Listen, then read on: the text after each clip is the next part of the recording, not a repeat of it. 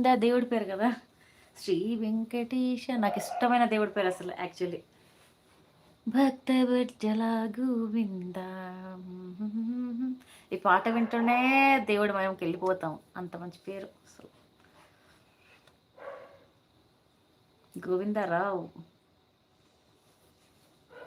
ఆ గోవింద దేవుడు నాకు దర్శనం ఇస్తలేడు అసలు.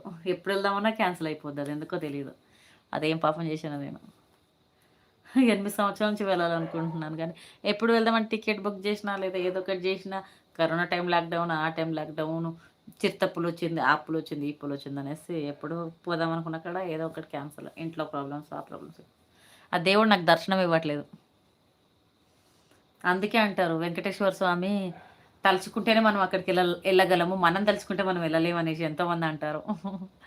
ఆ దేవుడు నన్నెందుకు పిలుసుకుంటలేడో తెలీదు.